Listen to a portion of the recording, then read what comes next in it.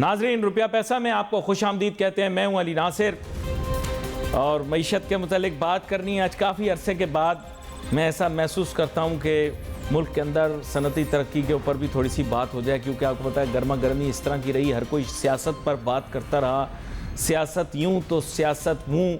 लेकिन मैं तो चाहे कोई भी सियासी जमात हो, मैं ये तसव्वुर करता हूँ कि साहब सियासत अपनी जगह, कारोबार अपनी जगह, लेकिन अब यह है कि कहीं ना कहीं दोनों आके मिल ज़रूर जाते हैं। हमारे मुल्क के अंदर अब माशी पॉलिसियाँ कुछ इस नौइयत की रही कि पिछले मेरे ख्याल से चंद महीने से तो मुल्क की मईशत के मुतल्लिक सिर्फ IMF वाली बातें होती रहीं। IMF आ रिया है, IMF जा रिया है, IMF खड़ा खड़ा मुस्कुरा रिया है। अब बात यह है कि पंजाबी की भी एक कहावत है कि मंदी भी नहीं, हंसदी भी नहीं, ते दसदी भी नहीं। तो अब बात यह है कि IMF भी हमें छेड़ रहा है, बता नहीं रहा कि करना क्या है, या फिर उन्होंने सब कुछ बता दिया गया है। हम मतलब उन्होंने सब कुछ बता दिया है, लेकिन जिनको बताया है वो हमें बता नहीं रहे कि बताया क्या है। देखिए सीधी सीधी मैं आपको बताता हूँ चीज़ें। कुछ उन्होंने जो शराइत रखी है ना, उसमें क्लियर कट सबसे पहली शर्त उनकी ये है कि बड़े आए एब्सोल्युटली नॉट, तुम लोग बहुत शोर मचाते थे, अभी तुम्हें बंदे का पुत्र बनाते हैं। ये उनकी सबसे पहली शर्त है कि बंदे के पुत्र बन जाओ। हम गए सऊदी अरेबिया के पास कि जी हमें बचाओ, हाँ हाँ मुस्लिम उम्मा उम्मा कर प्यारे, उम्मा उम्मा गुटरू गु। सऊदी अरब वालों ने टहला दिया, बोला निकल जाओ यहाँ से, जाओ टहल जाओ यहाँ से, ठीक है। तो अब यह हुआ कि अब हमें समझ में नहीं आई कि यार क्या हुआ, उम्मा उम्मा। हमने कहा हम बड़े मजबूर हैं, हम बड़े परेशान हैं। उन्होंने कहा 2014 में हम भी बड़े मजबूर थे, बड़े परेशान थे। जद्दा में, रियाद में रॉकेट चल रहे थे, हूथी बागी रॉकेट मार रहे थे, हम बहुत मजबूर थे, परेशान थे। तुम लोगों को $1.5 अरब भी दिए थे, लेकिन तो अब क्या करें, तो फंस गए। खैर एनीवे, अब कहते हैं साहब 2-3 तरीकों से मुल्क की मईशत बच जाएगी। इन्वेस्टमेंट आ जाए बच जाएगी, तरसीलात आ जाए बच जाएगी, एक्सपोर्ट्स बूस्ट हो जाए बच जाएगी। तो एक्सपोर्ट इंडस्ट्री के अंदर सबसे अहम इंडस्ट्री हमारे मुल्क की टेक्सटाइल इंडस्ट्री है। मेरे ख्याल से इसको अब तस्लीम कर लेना चाहिए। इसीलिए हमने ख़ास तौर पे आज दावत दी है जनाब आसिफ इनाम साहब को, जो कि चेयर एप्टमा के, जो टेक्सटाइल की और इसके अलावा इंडस्ट्रीज़ के हिसाब से सबसे बड़ा तिजारती इंस्टीट्यूशन तस्वुर किया जाएगा। वेलकम करता हूं सर आपको शो में। अब बात यह है कि सर अब तो ये मानना पड़ जाएगा कि टेक्सटाइल ही अब किसी ना किसी तरीके से मुल्क को बचा ले। हम तो आप लोगों पे बड़ा आसरा लगाए बैठे हैं कि किसी तरह आप लोग बचा लें, क्योंकि तरसीलात के अंदर तो आपने देखा है वक्त के साथ साथ थोड़ी सी कमी हमने देखी। शायद रमज़ान के महीने में बेहतर हो जाए वो, क्योंकि हम लोग उससे चलते हैं सोलर कैलेंडर से, और वो लूनर कैलेंडर तो वो शायद गलत इंप्रेशन आ जाता है, पर रमज़ान में थोड़ी सी बेहतर हो जाती हैं चीज़ें। फ़ॉरेन इन्वेस्टमेंट तो आने से रही, क्योंकि जो इन हालात के अंदर यहाँ इन्वेस्ट करेगा सीधा हैदराबाद भेजूंगा, वहाँ पे बड़ा अच्छा अस्पताल बनाया उनके लिए। और तीसरा ये है कि आप एक्सपोर्ट किसी तरह बूस्ट कर दें, सेव द इकोनॉमी। कर रहे हैं save? Are you saving the economy now? जी मेरे ख्याल में तो एक्सपोर्ट बढ़ नहीं घट रही हैं। तो जो ट्रेंड था हमारा एक्सपोर्ट ग्रोथ का, और हमारा प्रोजेक्टेड टारगेट इस साल का था कि जब अब लास्ट वर्क कर रहे थे, ये साल हम 26 अरब पहुँचते। मेरे ख्याल में अब 19 से हम दोबारा वापसी के सफ़र की तरफ है। नहीं, ये आप टोटल एक्सपोर्ट्स की बात कर रहे हैं? सिर्फ टेक्सटाइल की। टेक्सटाइल जो है वो एक्चुअली टारगेट 21 का था, आखिरी 1-2 महीने गड़बड़ हो गए तो ये 19 या 20 पे रहा है, वरना अदरवाइज ये 21 ही टच कर जाते। और आप 26 को टारगेट कर रहे थे? 26 इस साल, क्योंकि इन्वेस्टमेंट बहुत हुआ था ना, आपका 30% इंडस्ट्री में इन्वेस्टमेंट हुआ हर सेक्टर में, तो अब के आपका टारगेट जो है वो 26 था, तो अब 26 के ये तो 19 से वापस। एक बादामियाना मेरा मतलब मासूमाना सवाल था आपसे, वो ये था कि सर केमिकल के बगैर आपकी इंडस्ट्री चलती नहीं है, बहुत सारी तो इंपोर्ट आप केमिकल कैसे करेंगे? LC आप लोगों को इजाजत है खोलने की भी? जी देखिए, रॉ मटेरियल्स की बहुत मुश्किल से खुल रही हैं। हाँ। और ये तो बहरहाल जो LCs का फिनोमेना है, तो केमिकल वगैरह का तो आया था बहुत शुरू में, रॉ मटेरियल का तो दिसंबर के बाद तो रॉ मटेरियल भी केस टू केस अजीब अजीब किस्म की चीज़ें हो रही है कि आपका शिपमेंट है मार्च का, बैंक कहता है कि चलो जून की खोल सकते हो तो खोल देते हैं, जून शिपमेंट कर लो इसे। तो एक चीज़ नहीं है, अब मल्टीपल है। एनर्जी टैरिफ्स चेंज कर दिए, तो पता नहीं पहले कैसे मैनेज हो रहा था, अब कैसे मैनेज नहीं आप लोगों के लिए तो अभी भी वो है क्या तरजीह नहीं? सब खत्म। वो तरजीह क्या, आप समझे कि जो बाकी भी इंडस्ट्री थी उसका टैरिफ तो भी 20-21 रुपए था, वो भी 42 रुपए हो जाएगा। आपका भी यही होगा? जी 42 रुपये जो मतलब मेरे ख्याल से शायद दुनिया के शायद ही कुछ ममालिक हों तो जिनमें टैरिफ हो, ज़्यादातर मुल्कों में तो 5, 6, 7 सेंट की तरफ चले गए। ये जब यूरोप में ये टैरिफ हुआ है रशिया से सैंक्शंस के बाद, तो उन्होंने कहा ये डी इंडस्ट्रियलाइजेशन ऑफ यूरोप की तैयारी है, इतना हैवी टैरिफ। तो हमें तो माशाल्लाह तकरीबन 20 साल हो गए इस टैरिफ में। जब कभी कोई कॉपरेट करता है तो टैरिफ कम हो जाता है और उसको सब्सिडी का नाम दे देते हैं, जो कि एक्चुअली है गलत खरीद, माली गलत खरीदा हुआ है, तो उसका क्या इलाज है? मैंने तो ये तस्वर किया, मैं इनको कहूँगा ये अच्छी अच्छी खबरें हमें बताएंगे और कहेंगे मईशत को हम बचा लेंगे किसी तरह, और हम बुई का किरदार अदा करेंगे। समुद्र में होती है ना बुई, वो जब बंदा डूब रहा होता है तो उसको पकड़ लेता है। तो हम सोच रहे थे कि सर टेक्सटाइल इंडस्ट्री हमारी बुई होगी। आप तो हमें ये बता रहे हैं कि साहब आप लोगों के अपने हालात ठीक नहीं हैं। आप 19 अरब डॉलर पे चले गए और ले दे के हमारी एक्सपोर्ट मेरे ख्याल 67% था। हाँ, तो अब बात ये है कि 20 समझे ना, ऑलमोस्ट 20 क्रॉस कर लिया था। 21 के कितनी कर लेंगे हम? 29 अरब डॉलर एक्सपोर्ट कर लेंगे टोटल मेरे ख्याल में, अगर हार्डली बमुश्किल अगर हम कर लेंगे। इंपोर्ट सर मैंने सुना है बहुत ज़्यादा है पाकिस्तान की, और अब डॉलर महंगा होने की वजह से और ज़्यादा हो जाएगी। आप ही के पूरे में आप मुझे समझाते थे कि हम इंपोर्ट बेस इकोनॉमी हैं अभी भी कहता हूँ। तो बेस कहाँ है? अब मंगाओ ना, बेस बढ़ाओ। नहीं है ना, वो बहुत बड़ा गैप, बहुत ज़्यादा बड़ा बढ़ गया है। ये हमने डॉलर की कदर बढ़ाई अपनी तरफ से। We are trying to adhere to international economic principles.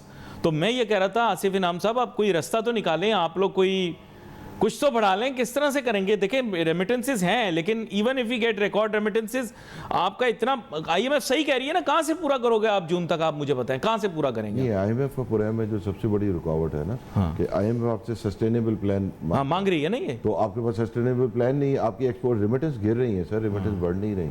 हर महीने जो है वो पिछले महीने से कम आ रही होती है। और अब की बात अब नहीं, मेरे ख्याल 4-5 महीने से 4-5 महीने से खाली मेरे ख्याल में दिसंबर की फिगर 450 मिलियन एक्सपोर्ट गिरी थी, 450 मिलियन जो है वो रेमिटेंस गिरी थी। तो $1 बिलियन तो आपका खाली दिसंबर का एक्सपोर्ट और रेमिटेंस लॉस है। जनवरी भी मोर और लेस यही पोजीशन थी, फरवरी कुछ बेहतर है तो रिलेटिवली था, एक्सपोर्ट गिरी थी, रेमिटेंस नहीं गिरी थी।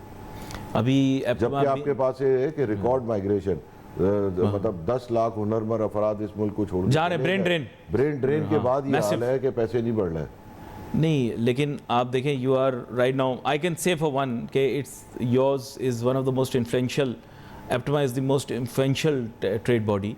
So have you had a talk with the government regarding what is happening right now and what is their plan? Have they asked you for suggestions for the plan? बातचीत हुई थी, हमने तो बता दिया। देखिए हमारे तो है जो हमने मेरे ख्याल में एड्स भी दे दिए थे, तो उसके बाद वो कोई नहीं है, वही है जो मतलब आज से 5 साल पहले थे कि वही बिजली ठीक हो, गैस का टैरिफ, बिजली गैस, और ये तो बेसिक नेसेसिटी है जो हर मुल्क को खुद प्रोवाइड करनी चाहिए। ये कोई सहूलत नहीं है। देखिए एनर्जी के मौजू के ऊपर आप बहुत ज़्यादा बात करते रहे और मेरे ख्याल से आपने हाईलाइट तो मैंने आपको बताया था कि पाकिस्तान में फसाद की जड़ एनर्जी है। जब तक ये टैरिफ्स वाले कॉन्ट्रैक्ट ठीक नहीं होंगे मुल्क नहीं चलेगा। आप जब देख लो जरा सा चलता है, गारंटी दे दी इसके लिए, तो फिर कोई बहुत ही बड़ा कोई शतरंज खेलने वाला नेगोशिएटर चाहिए होगा। हमारा प्रॉब्लम नहीं है ना, दैट्स नॉट आवर प्रॉब्लम। आपने सॉल्वेंट दिए नहीं दिए, मुझसे पूछ के तो नहीं दी ना, आप जाने, आपका काम जाने, हल आपने निकालना। वो जिसने दी वो आप जस्टिफाई कर रहा है, कह रहा भाई मैंने तो ठीक दी थी, इन्होंने गलत किया, जो यहाँ है इन्होंने जितनी चीज़ें की PTI वालों ने, इन्होंने गलत कर दी। मैं नहीं बोल रहा, वो कह रहा है मुझे इतना रगड़ा लगाया आप लोगों ने। इस तक के राजा परवेज अशरफ साहब स्पीकर बन गए, वो भी दिल में सोच रहे हैं, कह रहे हैं यार मुझे राजा रेंटल बोलते थे और मेरा मजाक उड़ाते थे और अपने रेट जो है टैरिफ वो ज़्यादा है मुझसे। नहीं, उनका तो 4.5 जो भी जो लगे, एक तो उन्होंने इसके अंदर डैम बनाने शुरू किए जैसे पहले बनते थे हमारे यहाँ कि डेवलपमेंट फंड में गवर्नमेंट खुद लोन लेके, तो उसमें कोई टैरिफ नहीं है, सिर्फ लोन रिपेमेंट है। और दूसरा जो बिजली लगाई है विंड पावर, वो तो 4.5 सेंट की है, जो पिछले से 4 गुना कम है। तो टैरिफ्स आर रैशनल जो इन्होंने, मगर वो इनका पोर्शन ही कम है ना, वो तो कहाँ 30 साल के टैरिफ कहाँ जो है। लेकिन अब तो हम अल्टरनेटिव को अवॉइड करना चाह रहे हैं, अंदरूने खाना आपको बात बता रहे हैं, क्योंकि अल्टरनेटिव एनर्जी बारे में कैसे आएगी? बात यह है कि सस्ती है नहीं, तो IPPs को आपने देने ना, वो क्या कहते हैं आप, वो जो अगर नहीं भी चला रहे तो हाँ, तो आपने देने ना फिक्स चार्ज उनको, वो ठेका पक्का है उनका। आप अल्टरनेटिव से बना लोगे तो उनको क्या दोगे? मतलब ये अब तो वो डिस्करेज नहीं करेगी गवर्नमेंट आपको, क्या करेगी? आप वैसे पूछ रहा हूँ। मेरे ख्याल में तो देखिए सोलर पे तो 1 साल से ऑलमोस्ट पाबंदी लगी हुई है इनडायरेक्टली, LC नहीं खुलती। It's a you see really 2000 megawatt per month आ रहा था, पर ईयर आ रहा था। पिछले 2 साल में, ये साल छोड़ के 2000 मेगावाट सोलर जो है वो हर साल आया है। तो 2 4 2 और लग गया होता 6। आपका सोलर पोटेंशियली 10 12 15 है ऑन करंट सिस्टम, उससे ज़्यादा आप लगा भी नहीं सकते। लेकिन वो भी नहीं हुआ, नहीं हुआ, उसकी जगह वो भी आईपीपी मॉडल पे जा रहा है, कोई 30 साल की गारंटी। अब देखिए असल में बात ये, वैसे तो government should not be doing business, but it's a business decision, you have to understand. हमने एनर्जी के इस तरह के कॉन्ट्रैक्ट भी किए हुए हैं, साथ में आईपीपीज के साथ भी फिर हम नया एक और कर लें भाई, अगर कोई अपने घर की छत पे लगा रहा है, गवर्नमेंट से सॉवरेन गारंटी तो नहीं ले रहा, why you are going into again a sovereign guarantee contract for 30 years? See people start install right now, you can understand for one thing. अच्छा, मैं आपके सामने डूम्सडे सिनेरियो रखता हूँ। Tomorrow if there is a fuel crisis in Pakistan, that means, देखिए you have to come to terms with this fact कि अगर IMF के साथ डील नहीं होती and you are unable to arrange funds by June, there is going to be some sort of energy crisis. कैसे cope करेंगे आप? तो फॉसिल फ्यूल के ऊपर पावर प्लांट चला रहे हो, आपकी गाड़ियां जो है सारी फ्यूल्स पे चल रही हैं, फॉसिल फ्यूल्स के ऊपर। आप मुझे बताएं ना, अगर इस तरह का एनर्जी क्राइसिस क्रिएट होता है आप क्या करेंगे? Stand still? नहीं, गलत बोल? हमारे पास हाइडल भी है थोड़ा बहुत, 5-7 हज़ार मेगावाट, तो हमारा उतना बुरा हाल तो नहीं होगा।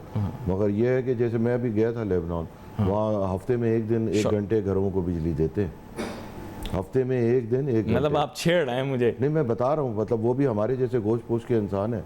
उनके मुल्क में अगर हफ्ते में 1 दिन बिजली आ सकती है 1 घंटे के लिए, तो वो उनके भी फॉसिल फ्यूल के ही प्लांट थे, तो उनसे शायद हम बेहतर हैं कि थोड़ा हाइडल वाइडल है, कोई कोल है, कोई न्यूक्लियर है, अब अल्हम्दुलिल्लाह लग गया। तो वो एक्सपेंशन हुई जो स्टेटेड थी, जी वो 2200 तो लग गए। फिर उसके बाद मेरे ख्याल में चश्मा पे भी लास्ट पे काम हो रहा है, जो डेयरी डीजी खान वाले थे वो तो शायद काम शुरू नहीं हो पा रहा पैसे, क्योंकि उनकी जो, हालांकि वो क्लोज लूप था कि जो चश्मा के पैसे से डेरे गाजी खान बनना था, उसकी आमदनी से, वो आमदनी भी कहीं किसी गड़े में वो जो प्रोपोनेंट्स ऑफ सीपेक थे कह रहे थे कि साहब सीपेक से पाकिस्तान एनर्जी कॉरिडोर बनेगा, ये सड़क थोड़ी है, ये तो एनर्जी कॉरिडोर है, ये तो इकोनॉमिक कॉरिडोर तो है। पर वो देखे ना, जो चीज़ बांग्लादेश ने 4.5 सेंट में ली है, अपने 8.5 में ले ली, तो उसमें वो कॉरिडोर क्या बनेगा? मतलब आपका कहने का मकसद ये है कि we are buying so electricity so expensive that it's not sustainable for अस।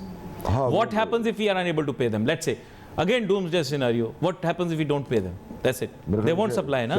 नहीं, वो तो प्लांट तो लग गए, प्लांट तो लग गए। You are paying them irrespective. अब नहीं देंगे, वो आपके उसमें पेबल्स में शामिल होते चले जाएंगे। नहीं देंगे, जब आप नहीं देंगे ना, तो वो डिफॉल्ट होगा। हाँ, डिफॉल्ट होगा तो शायद कोई सोल्यूशन भी हो जाए, क्या पता। मतलब हाँ, तो वही मैं कह रहा हूँ ना कि इसको प्रीएम्प्ट करके रीनेगोशिएट कर लेना। करे निगोशिएट कौन करेगा? Which is the team that is going to negotiate?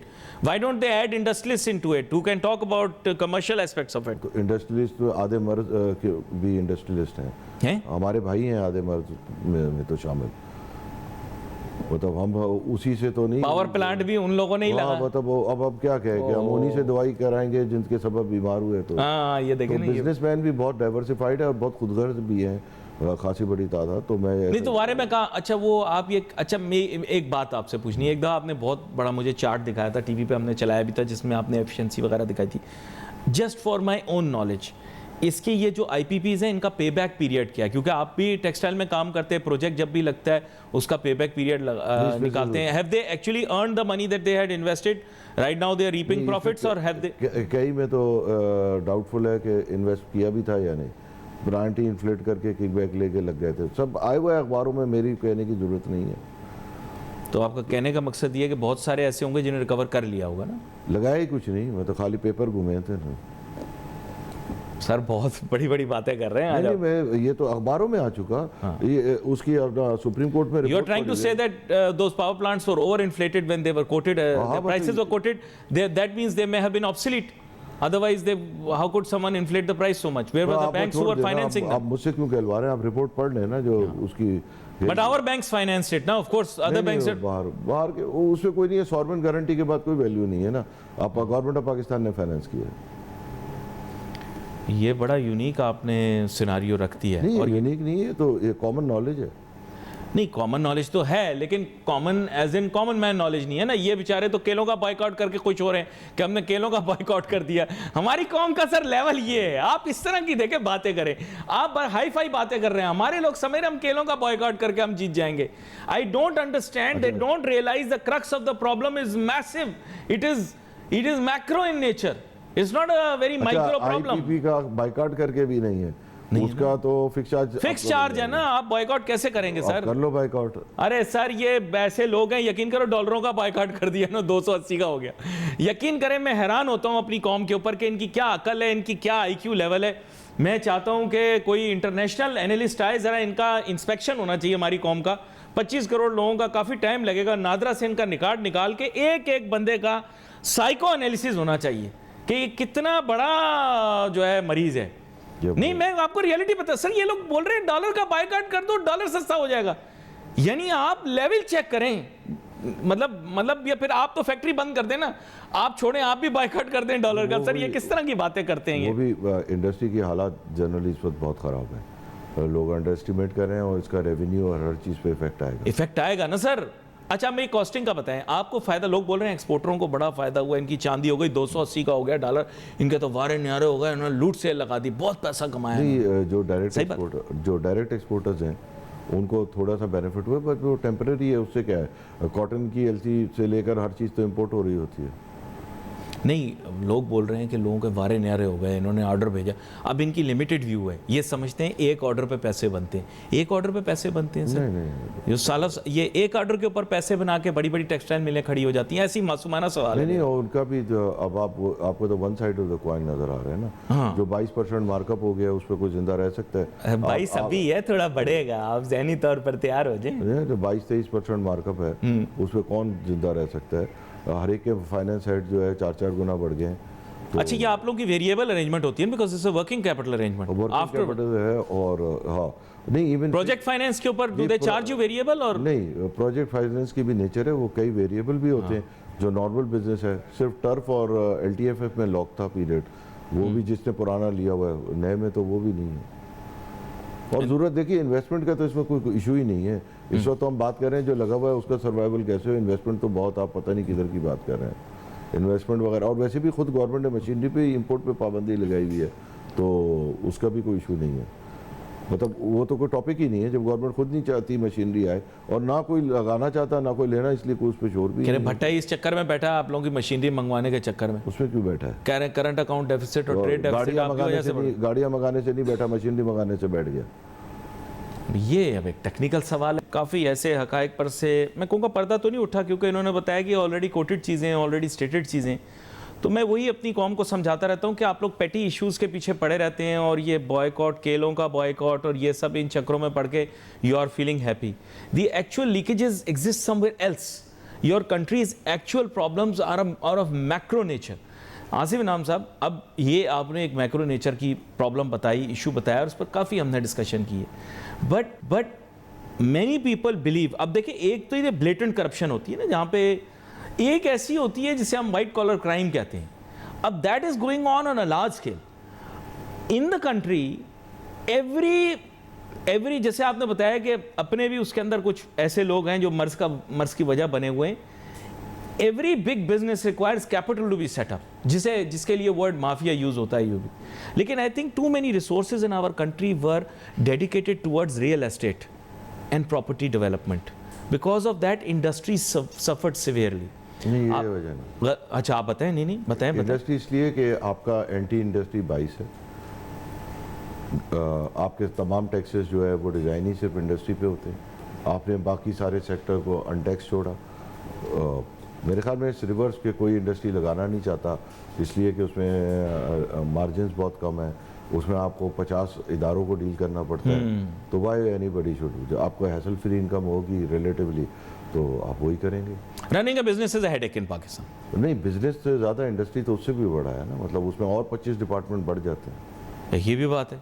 तो इंडस्ट्री लगाना पाकिस्तान में आसान नहीं है। उसके बाद जब एनर्जी कॉस्ट जो दुनिया से डबल हो गई, वो एक नया मसला हो गया।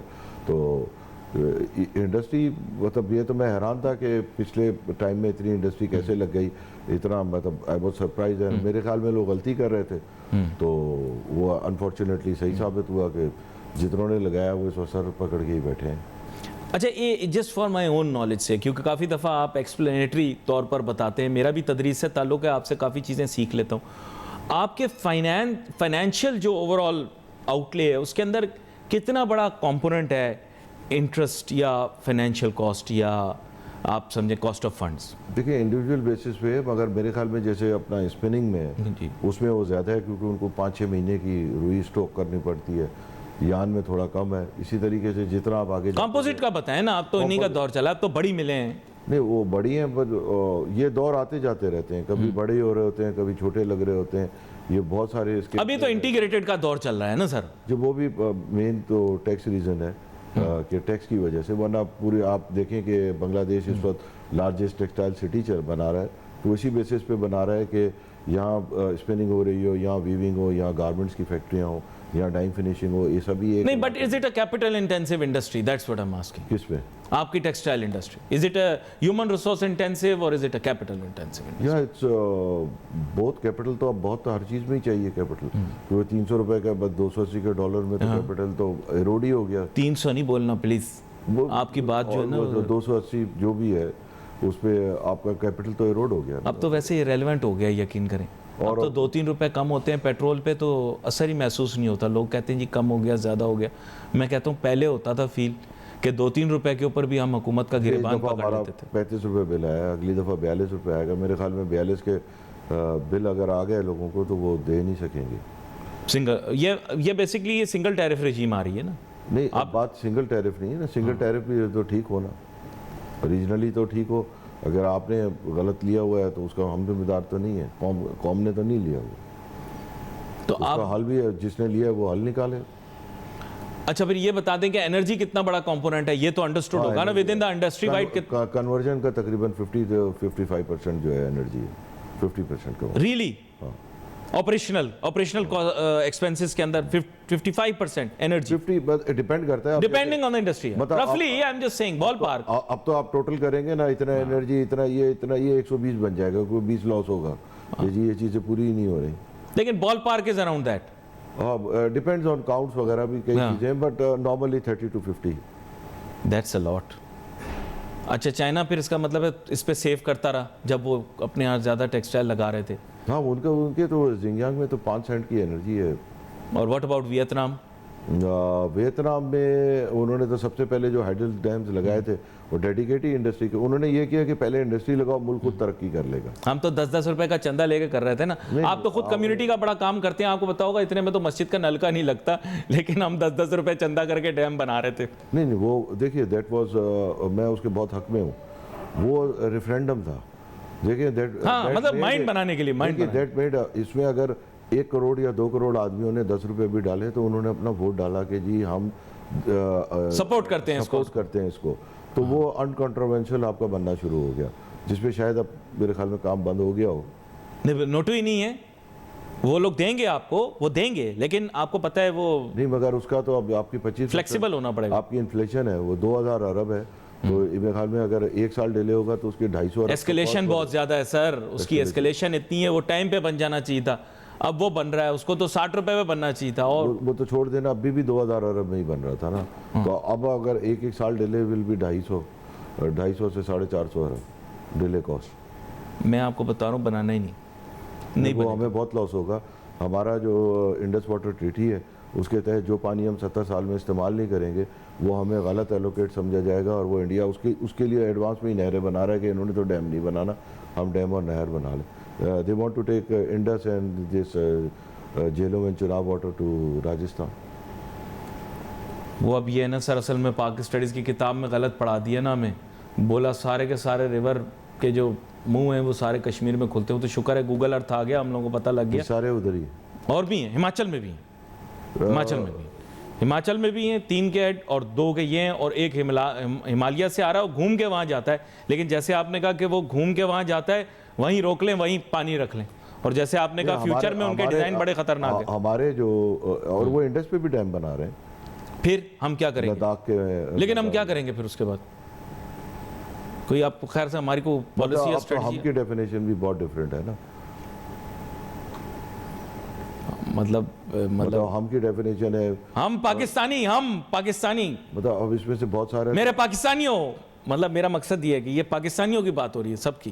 देखिए आपको टू बी ऑनेस्ट, मतलब आपकी मेजॉरिटी ऑफ द एलीट तो डू नेशनली है, तो हाँ ये बात यही लाना चाह रहा था आपको सर। मेन एम ये है कि इस मुल्क की ओनरशिप कोई ले नहीं रहा, अगर इस मुल्क की ओनरशिप लेंगे ना हम लोग, और हमारे लीडर्स सारे irrespective of which political party they are from or which institution they belong to, then our leaders will be able to deliver. मेरा ऐसा ख्याल है. Unfortunately this we have become orphans. मैं सच बता रहा हूँ. We've become orphans by virtue of ownership of this country. I don't know whether you agree with me or not. लेकिन you are the one who has started this by pitching in this very powerful argument that people are dual citizens. Do you know how many children of bureaucrats study abroad? I can assure you, if you go to Islamabad, it will be rare for you to find a single secretary to any department. ये मैं आपको बता रहा हूँ, you will not find a single person जो अपने बच्चे को बाहर नहीं भेज रहा होगा. और भी मुल्क लोग भेज रहे हैं, लेकिन बच्चों का पढ़ना अलग होता है. देखिए बच्चे तो सबके आते नहीं है ना वापस, गोरी से कर लेते हैं. नहीं गोरी से करके वहीं रहते हैं सर. ऐसा नहीं है. बहुत सारे लोग हैं और जो बाहर गए हैं उनका ज़हन भी बहुत खुला है. ये नहीं है. असल ये है कि जो खुद आप हैं, आपका प्लान भी क्या है. अगर आपका प्लान भी खुद ही बाहर शिफ्ट होना है तो आप फिर जो भी मुल्क में कर रहे हैं तो वो. कितने बिजनेस टाइकून ऐसे हैं आप जानते हैं आपकी इंडस्ट्री में, जिनके नॉट बिलियंस ऑफ रुपीज हैं, लेकिन उनके बच्चे वापस नहीं आ रहे. वो बोल रहे हैं आओ बेटा फैक्ट्री चलाओ. वो आता है थोड़े अरसे के लिए बच्चा, फिर उसके बाद कहता है this system is not for me and this is not a sustainable business environment, let's go there, and they become very successful abroad. I can tell you many examples. Is it not so? They have become very successful businessmen abroad. नहीं बाहर भी बने, local भी बने, मगर textile में भी गए हैं सर. टेक्सटाइल में भी आप हैरान होंगे, क्वालिटी ऑफ लिविंग वो कह रहे हैं बांग्लादेश में हमसे बेहतर है. मेरा दिल चाहता है मैं सर फाड़ लूं अपना. वो कह रहे हैं क्वालिटी ऑफ लिविंग हमारी बांग्लादेश में आपसे बेहतर. पाकिस्तानी बिजनेसमैन कह रहे हैं. आर दे राइट और are they wrong? I am just asking. मैं गया नहीं हूँ बांग्लादेश, मगर मैंने सुना यही है कि, और दूसरे उनके सारे इंडिकेटर पॉजिटिव हैं ना. आपके ऑलमोस्ट अनफॉर्चुनेटली सारे इंडिकेटर नेगेटिव हैं. आज से 20-25 साल पहले जो है वो आप हाईएस्ट आपकी जीडीपी थी इन द रीजन, आज आपकी लोएस्ट है. तो कुछ तो होगा. और भूटान की जो, तो फिर ज़्यादा अच्छा था. भूटान जैसे नहीं, वैसे ही पूछ रहा हूँ, फिर तो ज़्यादा अच्छा था. बात ज़्यादा या उसकी नहीं है मेरे ख्याल में. आप हाईएस्ट पोस्ट किए प्रॉफिट्स टेक्सटाइल ने ज़िया के दौर में. नहीं मेरे ख्याल में ऐसा नहीं. ऐसा नहीं. ऐसे मुशर्रफ तो कहता था मेरे दौर में बहुत मुनाफा हुआ. मुशर्रफ साहब के दौर में भी मिक्स रहा है.